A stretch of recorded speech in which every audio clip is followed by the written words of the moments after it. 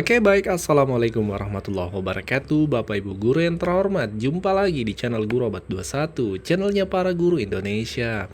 Konsisten menyampaikan info valid, komitmen melawan berita hoax. Nah di video kali ini Bapak Ibu, ini kabar baik nih. Di daerah terpantau sudah mulai berjalan pemberkasan tunjangan sertifikasi triwulan 3. Jadi tunjangan sertifikasi kita untuk triwulan 3 tetap akan pencairan langsung dari pusat, Bapak Ibu transfer langsung. Namun biasanya pemerintah daerah atau dalam hal ini dinas pendidikan itu tetap meminta mengumpulkan berkas nih Bapak Ibu. Dan beberapa daerah salah satunya ini terpantau dari dinas pendidikan Gorontalo ya. Provinsi Gorontalo ini sudah mulai berjalan meminta berkas kepada guru. Dan ini menurut kami positif karena pemberkasannya dilakukan sejak dini meskipun info GTK belum validasi Bapak Ibu. Barangkali tujuannya supaya ketika validasi info GTK, Dinas Pendidikan bisa langsung mengusulkan karena guru-guru sudah ada berkasnya seperti itu. Mungkin itu maksudnya dan menurut kami itu positif. Ya, langkah cepat yang dilakukan oleh Dinas Pendidikan ini kita lihat dari Provinsi Gorontalo. Surat edaran ini diposting oleh rekan-rekan guru di grup dan ini menjadi informasi yang positif tentunya. Nah, terkait pemberkasan ini, banyak nih teman-teman guru yang menanyakan, mengapa masih ngumpul berkas kalau sudah transfer langsung? Ya, jadi katanya kalau sudah transfer langsung dari pusat, artinya bukan lagi daerah yang mencairkan, harusnya menurut sebagian rekan-rekan guru tidak perlu kumpul berkas lagi. Nah terkait hal ini Bapak Ibu, kita perlu paham regulasi yang ditetapkan oleh Kementerian Pendidikan dalam hal ini Juknisnya.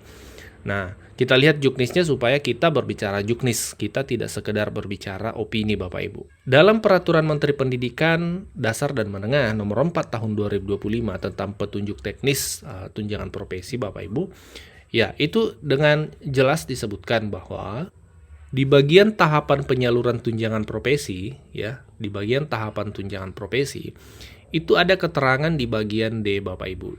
Di bagian D.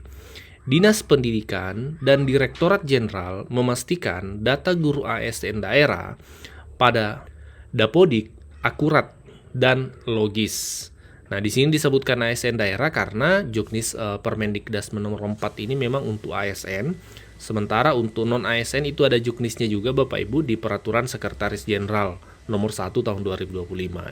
Jadi ini yang kita buka contohnya adalah Permendikbud nomor 4 ya.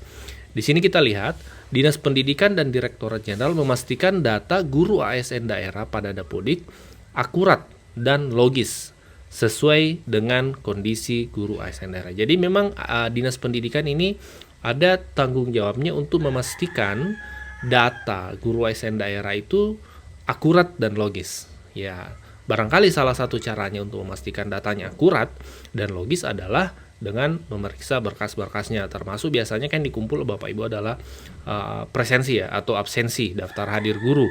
Nah biasanya itu yang dikumpulkan ke Dinas Pendidikan seperti itu. Dan biasanya juga ada keterangan keaktifan dari kepala sekolah dan seterusnya. Itu tujuannya untuk mengkonfirmasi bahwa Bapak Ibu datanya akurat dan logis. Untuk teman-teman non ASN ya. Untuk teman-teman non-ASN yang ingin mendalami lebih lanjut tentang regulasi untuk non-ASN itu di Peraturan Sekretaris Jenderal nomor 1 tahun 2025.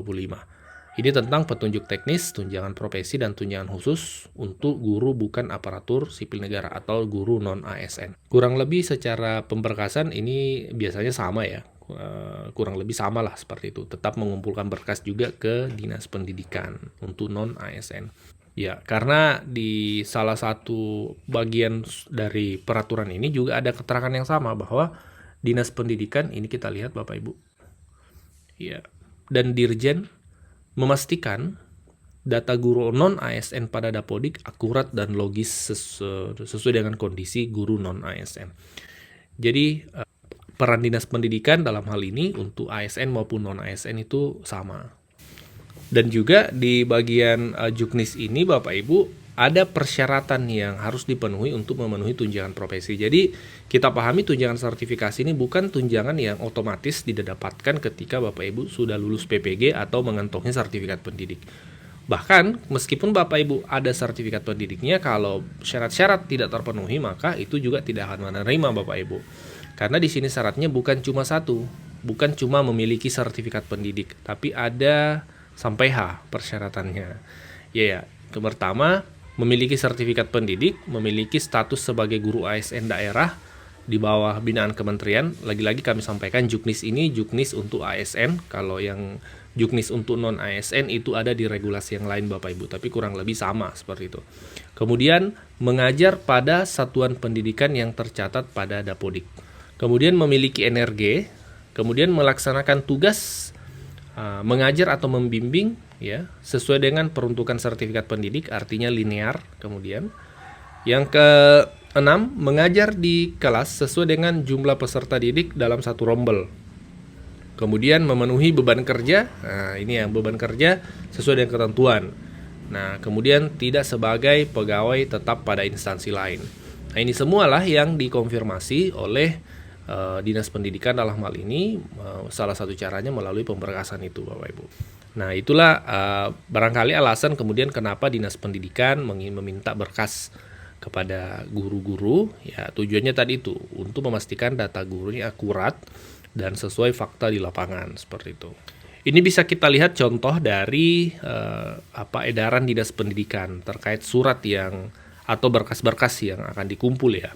Yang pertama, info GTK valid TPG triwulan 3. Nah, ini kan belum nih Bapak Ibu karena kita masih menunggu validasi. Kemudian yang kedua, fotokopi SK pembagian tugas mengajar kolektif semester ganjil. Kemudian hasil printout rekapitulasi kehadiran. Nah, ini yang kita maksud tadi, daftar kehadirannya. Kemudian khusus untuk bulan September, mengingat batas waktu penyampaian berkas dilakukan lebih awal dengan mempertimbangkan ketentuan batas waktu pengusulan SKTP. Maka printout data presensi dikirim dalam berkas memuat tanggal sampai tanggal 14 September. Jadi kalau kita lihat ini Dinas Pendidikan dari Provinsi Gorontalo mengambil langkah lebih cepat untuk mengumpulkan berkas dari rekan-rekan guru atau setidaknya penyampaian sejak dini nih kepada guru-guru terkait berkas-berkas yang akan dikumpulkan. Jadi guru-guru bisa mempersiapkan lebih awal, begitu validasi langsung Dinas Pendidikan bisa mengumpulkan mengusulkan pengajuan ya. Karena berkasnya sudah ada. Jadi kode 16 bisa langsung naik ke kode menunggu penerbitan SK. Kode 16 itu adalah menunggu pengusulan dinas. Nah, biasanya memang kalau kita lihat pengalaman selama ini, kode 16 ini biasanya butuh waktu juga tuh, cukup lama. Karena umumnya Dinas Pendidikan itu meminta pemberkasan ketika validasi info GTK sudah dilakukan. Nah, seperti itu. Jadi otomatis butuh waktu lagi untuk mengumpulkan berkas ya. Butuh waktu lagi untuk Dinas Pendidikan mengoreksi atau ngecek akurasi dari data berkas-berkas yang dikumpulkan, lalu kemudian baru diusulkan untuk sebagai penerima tunjangan profesi triwulan 3. Demikian ulasan kita hari ini Bapak Ibu, dikoreksi jika ada yang keliru, ditambahkan jika ada yang kurang. Assalamualaikum warahmatullahi wabarakatuh.